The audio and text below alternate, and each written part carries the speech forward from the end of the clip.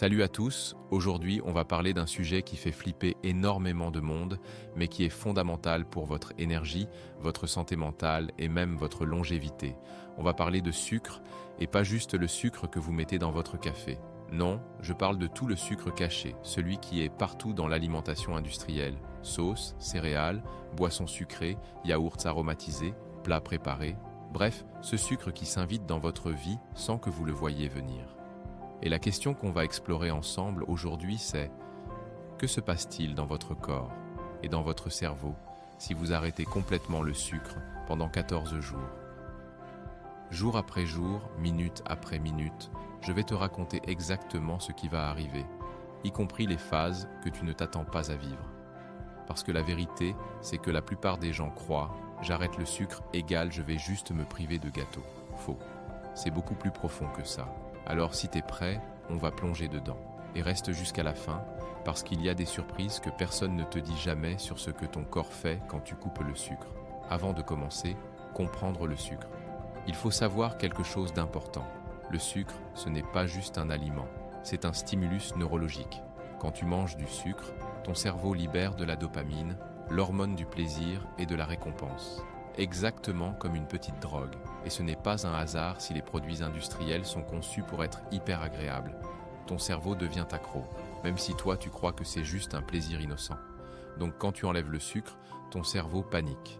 Il ne sait pas encore qu'il va trouver d'autres sources de plaisir et d'énergie, et c'est cette réaction qui explique toutes les sensations bizarres, les envies incontrôlables et les petites crises d'humeur des premiers jours.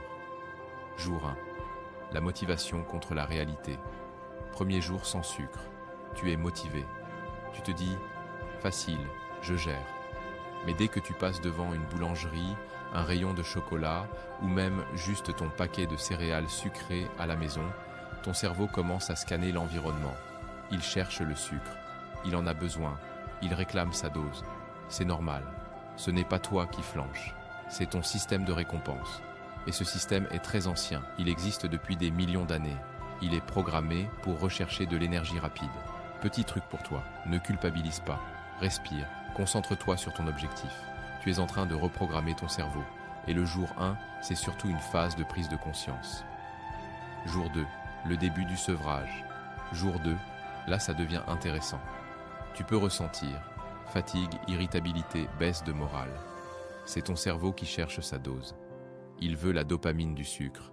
Il veut son pic de glycémie. Et toi, tu le regardes comme si c'était un enfant capricieux. C'est le sevrage. Et c'est normal. Sauf que beaucoup abandonnent ici. Pourquoi? Parce que c'est invisible, silencieux, mais il se passe une bataille chimique à l'intérieur de ton cerveau.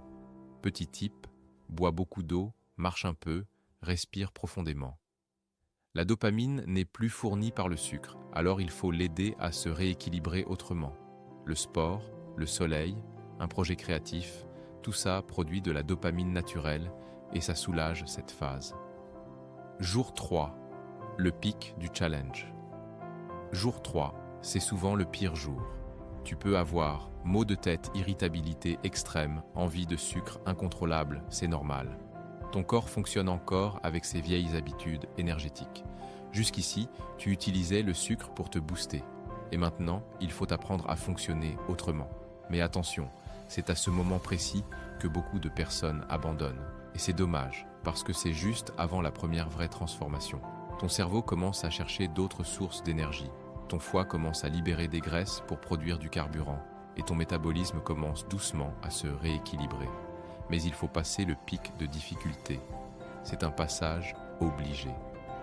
Jour 4 à 5. Le cap de la stabilité. À partir du jour 4, certaines personnes commencent à remarquer quelque chose de fou. Leurs énergies se stabilisent. Avant, pic vers crash, vers café, vers sucre, vers crash. Maintenant, une ligne plus plate. Pourquoi? Ta glycémie se stabilise. Ton corps commence à mieux utiliser les graisses comme carburant. Ton cerveau devient moins dépendant du sucre. C'est aussi le moment où tu commences à voir les aliments autrement. Une pomme n'est plus insipide. Elle devient douce et satisfaisante. Ton palais se rééduque. Et ça, c'est un vrai cadeau que personne ne te dit jamais. Jour 6 à 7. Redécouverte des goûts et meilleure énergie. Fin de la première semaine. Et là, double surprise, les aliments ont beaucoup plus de goût. Une fraise, une carotte, même un yaourt nature peut paraître sucré. Ton palais était anesthésié par le sucre industriel. Maintenant, il s'éveille. Ton énergie devient plus stable sur la journée. Tu ne t'effondres plus à 11 heures ou 16 heures. Ton corps commence à utiliser ses réserves naturelles d'énergie de manière efficace. Et ton cerveau commence à produire sa propre dopamine, grâce à des activités simples, marcher, respirer, rire, créer. Petit exercice, note dans un carnet ce que tu ressens. C'est une manière scientifique de mesurer tes progrès et ça renforce ton engagement. Jour 8 à 9, sommeil et clarté mentale. À ce stade, tu dors mieux, beaucoup mieux. Pourquoi ? Moins de pics glycémiques nocturnes, moins de cortisol produit par le sucre, meilleure régulation de la mélatonine. Résultat, sommeil plus profond, réveil plus clair. Et mentalement, tu te sens plus posé, moins de brouillard cérébral, moins de pensées obsessionnelles sur ce que tu devrais ou ne devrais pas manger. C'est là que beaucoup commencent à comprendre la puissance de ce qu'ils sont en train de faire. Ils ne sont plus esclaves du sucre. Ils reprennent le contrôle de leur cerveau et de leur corps. Jour 10. Maîtrise et liberté. Jour 10. Et là, truc fou, tu contrôles tes envies. Avant, le sucre te contrôlait. Maintenant, c'est toi qui décides. Ton cerveau a recréé des circuits de récompense naturelle plaisir via mouvement, soleil, accomplissement. Et le meilleur dans tout ça, tu te sens plus libre. Et cette liberté mentale, c'est énorme. Jour 11 à 12, transformation intestinale. À ce stade, ton intestin change. Moins de ballonnement, moins d'inflammation. Pourquoi ? Moins de sucre égale moins de bactéries accro au sucre. Ton microbiote se régénère, meilleure digestion, meilleure absorption des nutriments. Ton intestin, c'est ton deuxième cerveau. Et là, il te remercie silencieusement. Tu te sens plus léger, tu dors mieux, tu as moins de craving. Et surtout, tu commences à comprendre comment ton corps fonctionne vraiment. Jour 13, réflexion et conscience. Jour 13, maintenant, tu observes le sucre autrement. Avant, un petit carré, ça va. Maintenant, est-ce que ça vaut vraiment le coup ? Tu ne réagis plus automatiquement, tu choisis consciemment. C'est une étape essentielle du biohacking. Apprendre à reprendre le contrôle sur ses impulsions et ses comportements alimentaires. Jour 14, la révélation. 2 semaines. Et là, tu réalises un truc. Le sucre n'avait pas autant de pouvoir. C'était toi qui lui en donnais. Ton énergie est stable, ton mental clair, tes envies d'être maîtrisées. Tu n'es pas devenu parfait, mais tu es libre. Et cette liberté, elle vaut toutes les pâtisseries du monde. Ce que personne ne te dit sur arrêter le sucre. Arrêter le sucre, ce n'est pas être frustré, se punir, vivre triste. C'est reprendre le contrôle, comprendre ton corps, à cœur ta biologie. Et ce que j'adore, c'est que ce processus t'apprend plus sur toi que n'importe quelle diète ou régime. Tu découvres comment ton corps réagit vraiment aux stimuli, où sont tes vrais besoins. Ce qui te booste naturellement.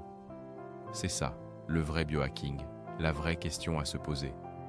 La vraie question n'est pas « Est-ce que je peux arrêter le sucre ?» La vraie question c'est « Pourquoi j'en ai autant besoin ?» Stress, fatigue, ennui, vide émotionnel. Le sucre n'est qu'un masque. Quand tu l'enlèves, tu te rencontres. Et ce que tu découvres, c'est toi-même, pas ton envie de sucre. Conclusion. Alors, si tu veux tester, fais-le 14 jours, sans extrême, sans culpabilité. Observe ton énergie, ton mental, tes envies, tes émotions et surtout, apprends de ton corps. Parce que personne ne te connaît mieux que lui. Et si cette vidéo t'a apporté de la valeur, abonne-toi maintenant. Sinon, tu ne reverras plus jamais mes vidéos. À très vite. Et prends soin de ton cerveau, ton intestin et ton énergie. Parce que le biohacking, c'est aussi ça.